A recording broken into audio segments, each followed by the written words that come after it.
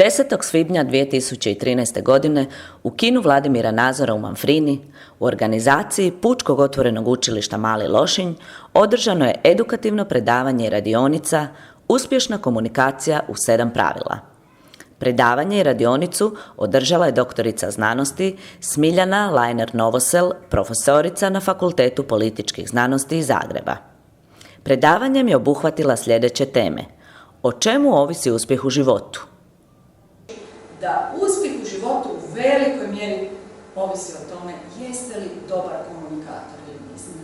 Mi to uopće nismo svjesni, ali to je tako neobično važno da je zgodno tome posvetiti neko vrijeme da vidimo što je to komunikacija, zašto je to važno i zašto postoje ljudi koji vam se od prvog trenutka kad ih vidite čine zgodni, ugodni, želite s njima surađivati i sve glatko teče.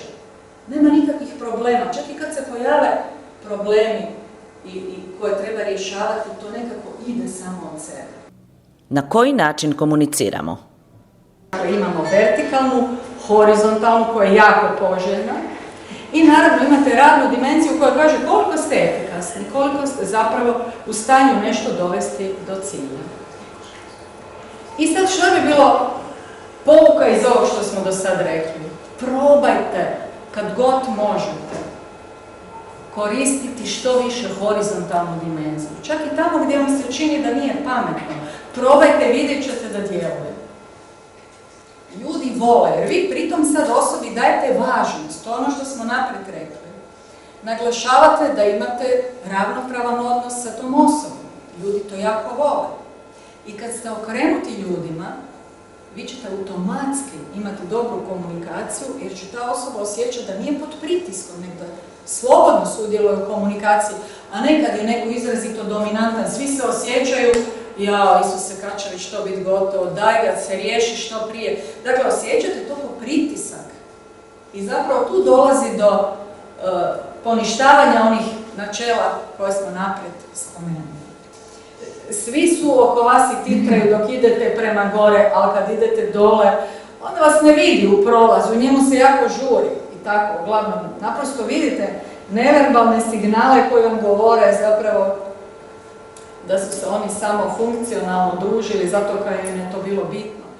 Ali recimo u javnosti najveću popularnost imaju osobe koje rade na toj horizontalnoj dimenziji. Pazite Obamu, on je sad popularan političar jedne ogromne, velike zemlje, vrlo moćne. I šta njegova komunikacija i sve analize njegove komunikacije kažu? On se razgovara kao da ste u sobi sa njime.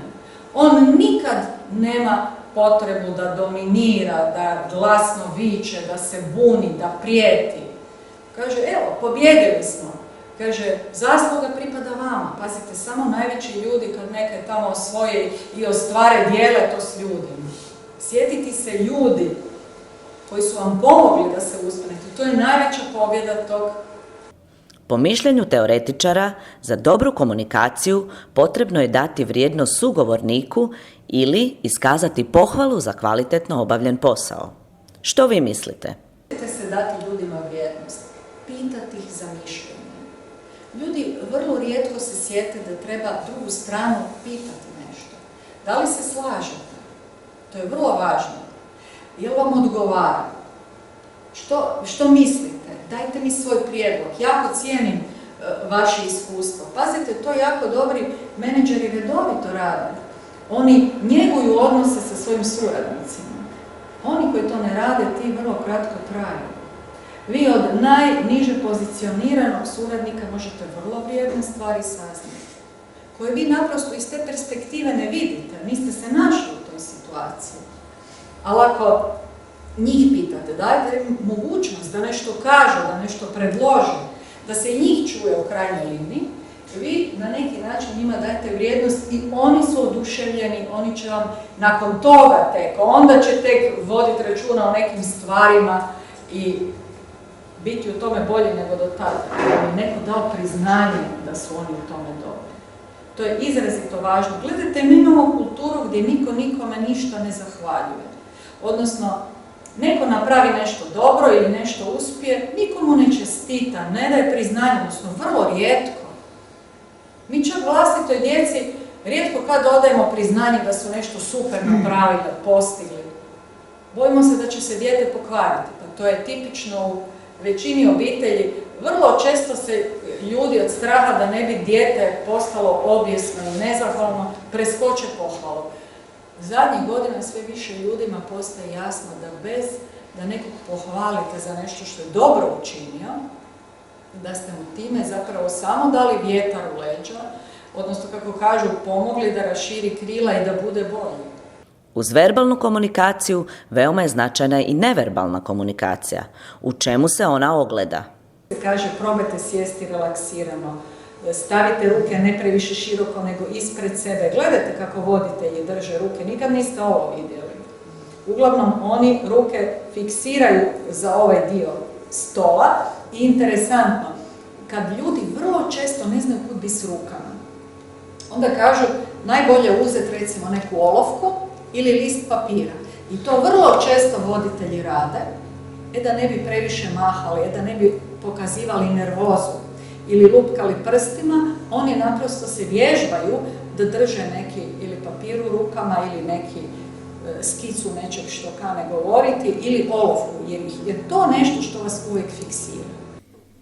A neverbalno laganje ili gluma? Jedanput su pitali neke komunikologe, kaže, oprostite, da li dobar komunikator znači biti dobar glumac?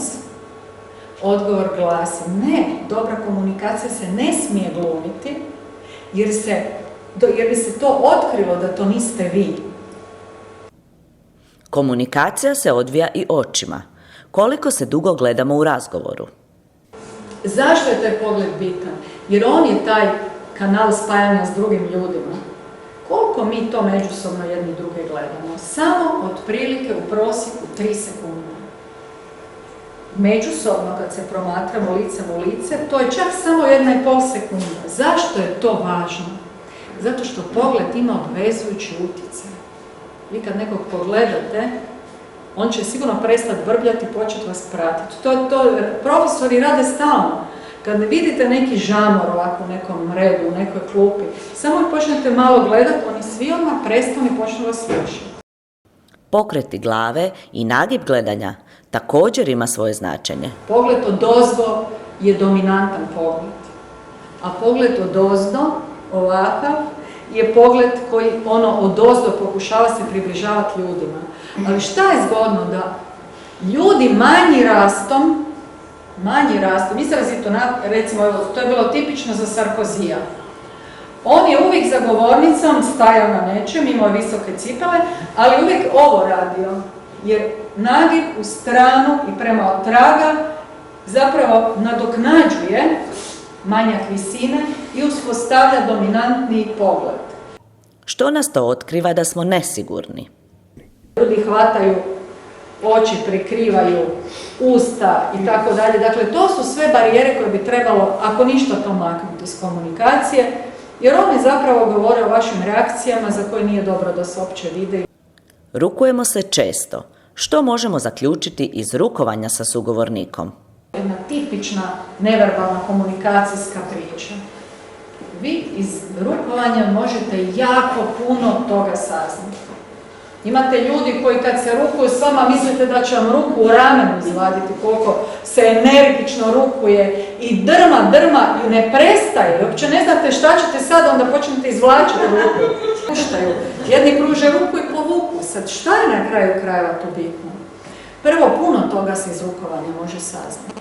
Izbjegava, dakle, preagresivni stisak, premlitavi stisak. Hvatanje za prste ili kad neko pruži ruku, uopće vas nije stegnuo, pa ne znate šta, jeste se uhvatili ili niste. To su sve stvari koje treba izbjegavati. Neki kažu i ovo treba izbjegavati. To obično rade ovi dominantni tipovi što su takozvani vertikalci, oni još potvrde sa drugom rukom, naravno njihova je zadnja, oni su gore uvijek. Ili oni hvataju ovako za podlakticu, ili za rame drže. Ugodno druženje u ležernom tonu završilo je objašnjenjem kako stvaramo imidž. Samo da odgovorimo na pitanje. Rekli smo već koliko je imidž bitan. Međutim, on je opasan zato što vrlo često vaše prave kvalitete i karakteristike ne dođu do izražaja zato što ih je zasjenilo nešto drugo.